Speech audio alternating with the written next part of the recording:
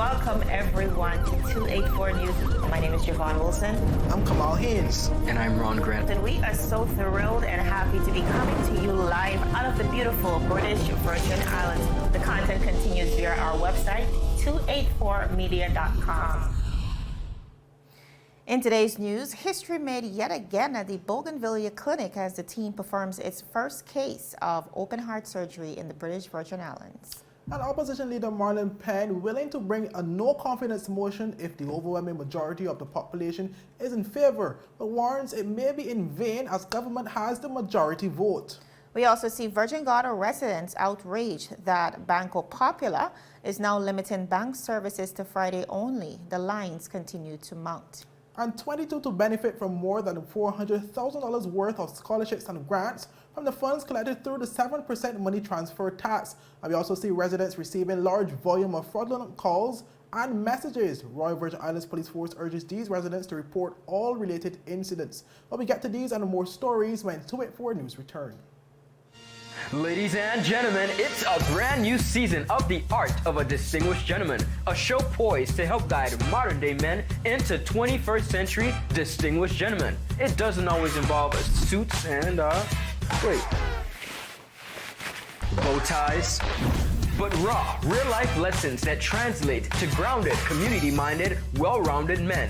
This season, I'm taking you on an entirely different journey, from chefs to dancers, philanthropists, communications specialists, and much more. I'm heading outside in the field to share the journey of some of the BVI's best and brightest men. From East End to West End, Bougainvillea, Jackson Lake, not forgetting Antigua. Our Virgin Islands gentlemen are doing the damn thing, and I'm so proud. Get ready to reason, reflect, and redirect. We are the movers and shakers of this generation, and we ain't afraid to show it. The Art of a Distinguished Gentleman, Season 3 by yours truly, Ron Grant, raising a generation of greatness. Welcome everyone. It's Friday, November 19th, 2021. I'm Kamal Haynes. And my name is Javon Wilson, coming to you live out of the beautiful British Virgin Islands with today's dose of 284 News. In our summary, residents of Virgin Gorda are now dissatisfied with recent announcements from the Banco Popular Bank that now restricts inside access to Fridays only. Now, viewers, some of the residents pictured would have been in that line, since 7 a.m. up until this midday. We're still awaiting their turn to get inside, and they are outraged that no valid reason has been provided for the limited services. Now, viewers, the announcement was recently posted via the bank's Facebook page, that is, and that announcement stated, and I quote, "Retail branch services, lobby access will only be available to the public on Fridays until further notice. Limited entry for service." It also went on to say that transactions received through the night depository will not be verified until Tuesday and Friday of each week until further notice. As we know, viewers, banking has proven to be a frustrating process in the territory for many persons. So many are unhappy with the offerings and have called several times on officials to demand more from banking institutions in the BVI. As we move into the newscast, the Bougainvillea Clinic is celebrating another historic occasion as the team successfully performed its first open-heart surgery on Tuesday, November 16, 2021. This would also mark the first of its kind in the English-speaking Eastern Caribbean, with the exception of Barbados and St. Croix.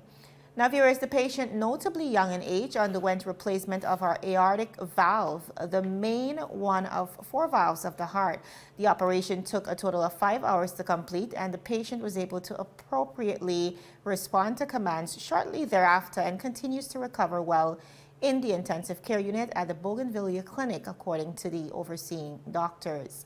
Now, the medical director and owner of Bougainvillea Clinic, Dr. Hesketh Van de Poel, spoke to what he called a successful but tension-filled process. He said, and I quote, The patient's heart was put into cardiac arrest and the ECG line on the monitor went flat as the patient's heart was completely stopped for about 1.5 hours. The anesthetic team then turned off the ventilator function of the anesthetic machine, and it was no longer necessary for the patient to breathe during the 1.5 hours. During this period, the perfusionist did a masterful job, he said, of providing circulation and oxygen to the patient's vital organs by use of the heart-lung machine. Dr. Vanterpool went on to say during that period of cardiopulmonary arrest, the surgeons entered the heart, carefully removed the diseased aortic valve, and inserted the appropriately sized artificial valve. After making sure the new valve was secured into place, the inclusion of the aorta main artery leaving the heart was then restarted. This was one of the most tension-filled period of the operation for all those in the operating room. That was Dr. Hesketh Vanterpool speaking to the experience. Now, viewers, the doctor also explained that once the heartbeat was restored successfully, then came the combined effort between the anesthetic team and the perfusionist to stabilize the circulation, blood pressure, and pulse. Once her circulation was stabilized, the patient was finally able to come off the heart-lung bypass machine. Now, viewers, despite the complex nature of this surgery, Dr. Hesketh Vanterpool and the surgeons have expressed that not only did they did not encounter any complications. The patient is said to be recovering well and should be discharged from the hospital within 5 to 7 days.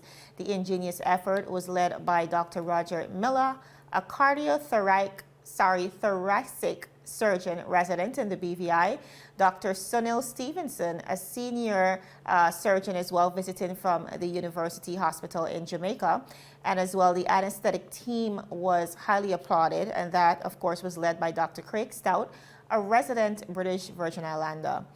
However, it was also explained that the success of this pioneering surgery was contingent on a tremendous effort led by a team of over 25 persons. The doctors also expressed great gratitude to the NHI team, which covered a significant part of the expense of this procedure and committed to moving surgery forward in the BVI. Now, Dr. Vanterpool said that this procedure is performed overseas, if performed overseas in U.S. medical facilities, can ordinarily amount to $100,000 to $150,000, but that he is thankful that it was performed locally at a fraction of that cost. The tradition of pioneering work continues at Bougainvillea Clinic, with physicians and researchers working in fields related to cardiovascular disorders, kidney transplants, and plastic and reconstructive surgery, among general services. Not only is this private hospital providing residents and the visiting population with medical services that previously required patients to travel overseas, often by air ambulance, but medical tourism is now a growing part of the business as the facility continues to attract interest from neighboring countries. Of course, we here at 284 Media would like to extend hearty congratulations to the Bougainvillea Clinic family and, of course, wish them well in the future. Yes, Javon, I mean, it's great news for the territory. Obviously not having to travel so far to get such excellent service conducted, especially one that is considered a very critical surgery. As we know, the Bougainvillea Clinic was one of the first, I think it was the first in the territory to be conducted the kidney transfer. Absolutely. That was in 2019, 2020. Yes. So they continue to make strides in the territory, and as we know, medical tourism is a thing, and the more successful they are, the better it is for the territory. But moving on, viewers, well, opposition leader Marlon Penn has said that he has no problem bringing a no-confidence motion to the House of Assembly against the present VIP administration, but warned the procedure would all be in vain as the sitting government has the overwhelming majority to vote down such a motion. Well, Penn's comment came during a recent broadcasting of the Cut Deep Show, which is hosted by community activist Cindy Roseanne Jones. Well, the question was presented to Penn on whether he would take such a motion to the House of Assembly if an overwhelming number of the population had rallied in favor of bringing forward the motion. Here's his response. Are you willing to move a no confidence vote on this administration should the voters, not the people, the voters overwhelmingly ask for it? I mean, I'm a representative of the people, Cindy. If the voters, if the position is clear that we need to do this, then we need to do it. The reality is that the government has the numbers. It will be a discussion, debate in the House on the vote of no confidence. I don't foresee a vote of no confidence passing in the House. I'm sure we're going to have a difficulty even getting it on the other paper because it has to pass through the Speaker. It's not one of those resolutions that you could bring on the floor. Right. It has to give notice. You have to give notice. Well, Penn, while reiterating the difficulties of a no confidence motion would face if brought at this present time, said that the present political atmosphere in the BVI are as a result of the decision made at the polls during the last election. I have no difficulty bringing a motion of no confidence in us. The challenge is that democracy is democracy. Right. The reality is that the Premier and his government has been elected. Unfortunate situations are occurring, but elections have consequences. And the unfortunate consequence of an election is what we're seeing right now. And if the people are saying that they want to vote on no confidence, in fact, I have no difficulty bringing it to the House. Once my colleagues support and the opposition supports it, we have a debate, and we let the chips fall where they may. Yeah. While the opposition legislator also recommended a number of alternative solutions he believes need to be considered for the future to give the people more power in holding a sitting government accountable for their actions. Well, to achieve this, he says, some adjustments will need to take place to the BVI's legislation during the upcoming constitutional reform. In the current system that we have, Cindy, there's no other way than another election. I could bring a vote of no confidence, but the reality is that the government has the majority, and they will vote it down. Yeah. One of the things that I suggested when I had my audience with the commission inquiry was a recall provision. There's some legislatures that have a recall provision, right, where there's, once you get a certain percentage of votes within the populace or a constituency, you could then have the ability to recall your legislator if you don't believe that they're performing to your best interest. Those are things I'm interested in. And those are things that I've suggested. Another thing that I've suggested is to have what we call term limits, particularly for Premier. I know that Cayman Islands has the ability to put term limits in place to avoid this groupthink mentality. Yeah, I think that they do 8 years. Yeah, when you have this, BVI is much smaller population, you might want to consider three terms in Cayman. Other than what Cayman has is, I think it's 2 terms, which is 10 years, I believe. They have a 5-year, that 4-year terms as well. So there are options that we could do, and I think we're going through the process of constitutional review. And these are things that the public has to be engaged with. Yeah. The public needs to say, look, these are options that we want to be considered. These are things based on what we're seeing happening now in the past, or what has happened in the past. These are the type of constitutional advancement that we want for our territory. Yeah. And the public needs to come out and show up and really speak to the changes that they want to see. Well, viewers, that was leader of Her Majesty's Loyal Opposition, Honorable Marlon Penn. Well, up next, 22 to benefit from more than $400,000 worth of scholarships and grants, with funds collected through the 7% money transfer tax. And we also see Honorable Majora Keynes to sponsor 60 kids for Fun Day in Capoons Bay. I'll be get to these stories after a word from our sponsors. You value traditions. Today, you value music. You value education. Family. I love you. Service. Thank you. You're welcome. Love. Life. At Popular, we're committed to you and everything our community values. For the things you value the most, count on us. Popular. Well, welcome back, viewers. Well, a total of 22 persons are set to benefit from more than $400,000 worth of scholarships and grants, which has been approved by the Cabinet of the Virgin Islands. Well, this was revealed in a recent post-cabinet statement which said that the decisions were made on Wednesday, November 3rd.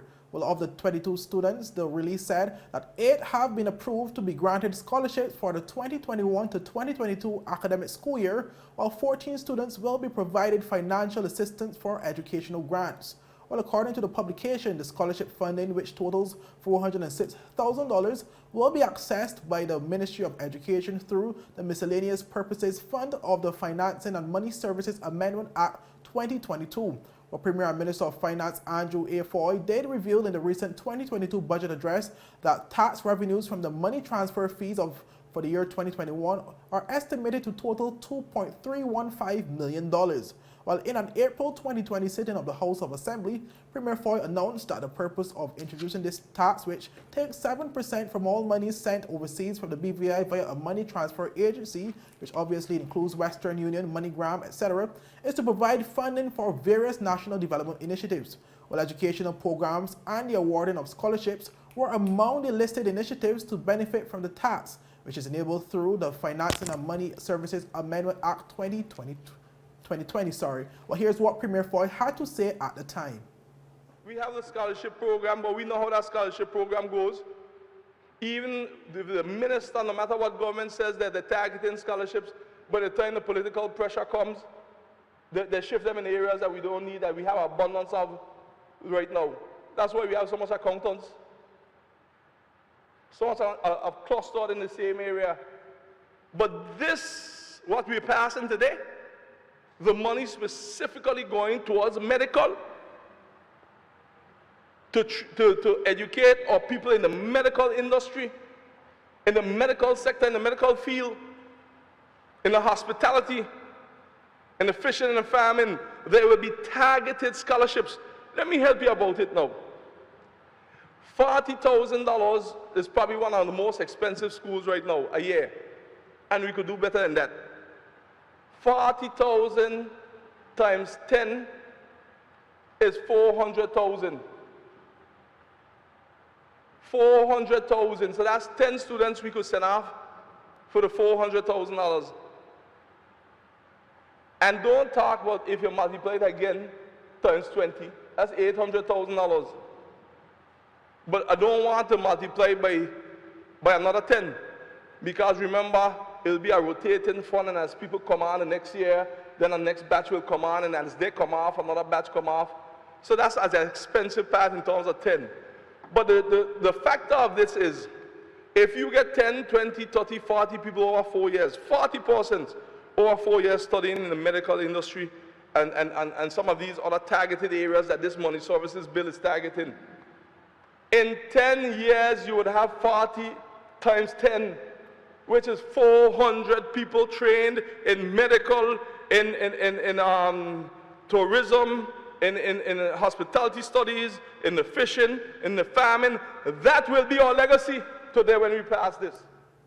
Well, viewers, that was the Premier and Minister of Finance, Andrew A. Foy.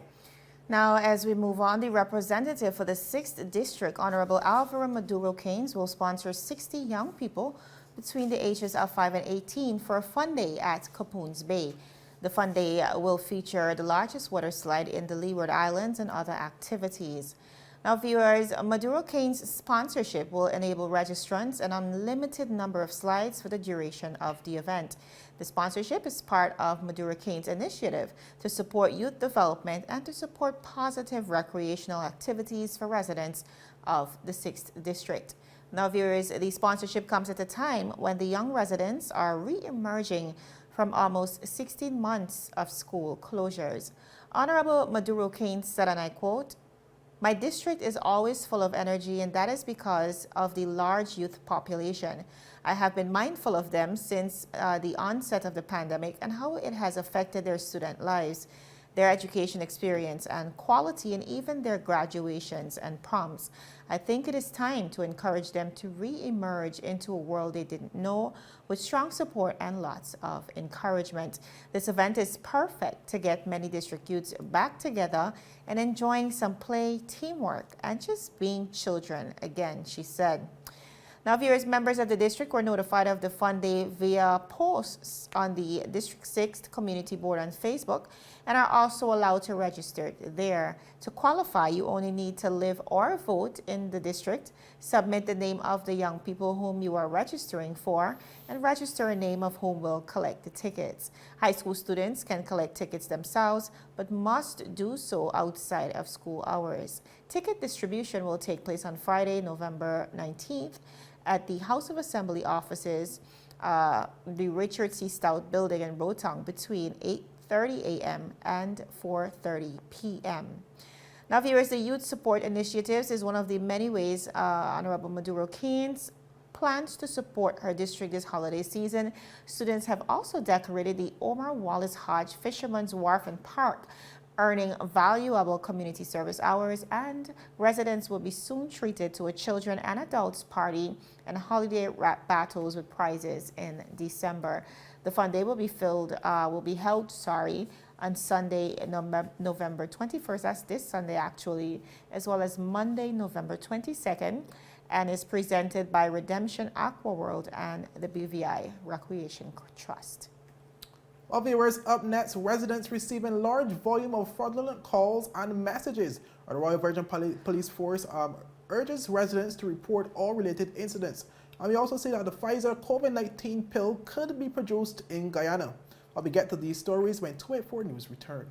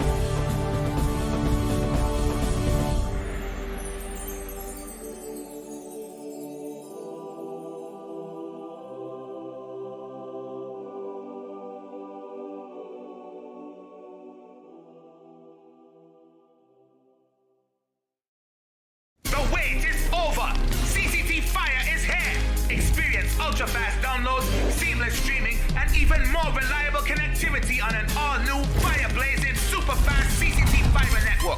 CCT Fire, bring it home and upgrade today. Is business slow, cash flow down, hosting an upcoming event? We can help. Advertise with 284 Media and take your business or event to the next level by enhancing your present marketing and messaging strategies. Allow our team of experts to create a personalized ad that sets your business apart from all the rest. This could be your business or event. So, what are you waiting for? Contact our marketing team at 284media@cctbvi.com. Advertising with us works. Welcome back, viewers. Well, a large volume of fraudulent requests from unknown individuals demanding monies have been reported to the Royal Virgin Islands Police Force from a number of residents across the territory. This was confirmed in a media release from the Royal Virgin Islands Police Force, where it said that the territory's law enforcement agency has been receiving several complaints on the subject. What the Royal Virgin Islands Police Force said, and I quote, "But complainants reported that telephone calls and WhatsApp messages were received from unknown foreign and local numbers demanding that money be sent. Additionally, threats were made to the complainants if the monies were not received," end quote. Well, Superintendent St. Clair Amory reminded the public that the Royal Virgin Islands Police Force takes these types of reports very seriously. Well, he said, and I quote, "Well, we are doing everything in our power to track the persons responsible for these scams to prevent any further such incidents," end quote. Well, due to the reality that anyone within the BVI public can be subjected to receiving a similar type call or message, the Royal Virgin Islands Police Force has issued a number of tips for the general public to follow to reduce the likelihood of being scammed by these fraudulent individuals. Well, some of the tips disseminated by the police force says are basically for receiving such scandalous calls include immediately terminating the call, refrain from giving out sensitive information to anyone. If requested, do not send monies to anyone for any reason, and if contacted by a suspected scammer, change your password of your device. Or the Royal Virgin Islands Police Force is asking any person who receives such requests to please report it immediately to the police and your financial institution. All right, viewers, we're going to take a look at what's happening in the region. Guyana is set to now be open to the use of the Pfizer COVID-19 pill, Paxlovid, once it receives approval, and private sector pharmaceutical companies could possibly manufacture the pill there. Now, the Minister of Health, Dr. Frank Anthony, said that Pfizer has signed an agreement with the World Health Organization Patent Production Office, now allowing countries to use its technology to manufacture the pill. Dr. Frank Anthony said, and I quote, we don't have manufacturing capacity in the public sector for pharmaceuticals, but here in Guyana, there are private companies that would have the manufacturing capabilities. So if those companies work with the World Health Organization's patent office, companies and are able to bring that particular medicine to Guyana, it is something that we will want to procure, he said on Thursday. Viewers, he, however, noted that even if the drug is not produced locally, that there is a high likelihood that the cost will be affordable. Dr. Anthony said, and I quote, "If that does not happen, that certainly with a number of countries now that are going to be producing this medication, that we are certain that we will be able to get the medicine at an affordable price once production has started. So it is something that we are looking at." End of quote. That's what the health minister said. He noted that the efficacy of the medication was reviewed and it seemed to be working quite well. Dr. Anthony went on to say, therefore, as soon as it's made available and it's licensed, then that's something that we would want to look at. And it's certainly a medication that we would want to add to the meds that we already have been using to treat COVID-19. He also said that the process is not complete and has to go through the U.S. Food and Drug Administration, FDA. He went on to say, and I quote, "So they have to present the data, it has to be reviewed, and once it's reviewed, then they have accepted it, and then they will give it emergency use authorization." So that has not been done as yet, Dr. Anthony said. He went on to say, "I know they have promised to submit the data soon. So once that process is completed, I guess we will have better information being available." End of quote. Now, viewers, earlier this week, Pfizer Incorporation announced that it is seeking U.S. authorization of its experimental antiviral COVID-19 pill that could cut the chance of hospitalization and death by 89%. The New York Times reported that under that agreement, Pfizer will grant a royalty-free license for the pill to the Medicines Patent Pool, a nonprofit backed by the United Nations, in a deal that will allow manufacturers to take out a sub-license. They will receive a Pfizer's formula for the drug and will be able to sell it for use in 95 developing countries. Kamal, more developing news as it relates to COVID-19, still very much a fluid situation, but we do see persons now moving forward from moving forward from the production of new vaccines or new and developing vaccines and putting a lot more of that focus and science and investigations rather into now developing a pill that can treat. Clearly, we see here a very promising number, 89% chance of skipping the hospital and developing severe symptoms if persons are to take this pill. So yet still in the initial stages of them trying to figure out whether this pill will work or not. But a big promise for developing countries. 95 developing countries are currently being looked at as possible locations for not only the distribution of this pill, but also manufacturing. And even within the region, I think such a big deal and a game changer for the Caribbean region as well. Well, indeed, and we would have seen just a few days ago the American government investing some $5.3 billion in trying to acquire 10 million of that same Pfizer COVID-19 pill. And I'm sure a lot of persons would rather take a pill than having to take a booster shot every now and then, or may have to do both. All depends on how the regulations and how the protocols are changed and advanced as time goes by. But it's good news for the fight against COVID-19, and hopefully, we are all awaiting the lifting of this whole pandemic. We are all awaiting the lifting of the pandemic so we can at least get back to some form of regular. Obviously, it will be the new regular, but at the same time, not having to look over your shoulder every given moment when it comes to this whole COVID-19 pandemic. But just before we go, I just wanted to touch quickly back on your first summary topic of the situation in VG with the bank. I really wanted to touch on that because that in itself is to me is outrageous, because the reality that you're having a bank service only available twice a week. And once a week in this instance. Well, once a week on Fridays and stuff. It's just crazy because we all know how a bank alone in the territory of Tortola, we know It's already strained. We know how Fridays are for banking. So imagine you have a whole bank on a particular on one island closed for in services on the entire week and just open on that Friday. It's crazy. Yes, and residents again are calling on officials, the officials who are signing into agreements with these various banking institutions to demand more for the BVI public. And I think it is about time, because this isn't an issue just at this particular bank. Banking services have continued to prove itself to be very frustrating in the Virgin Islands, and we're just really trusting that it can be resolved. Indeed. Well, viewers, well, that's it for today's news roundup. Be sure to follow us for daily news updates at 284media.com and like us on Facebook at 284media and 284BVI on Instagram and Twitter. I'm Kamal Haynes. And my name is Javon Wilson. Happy weekend. Bye-bye.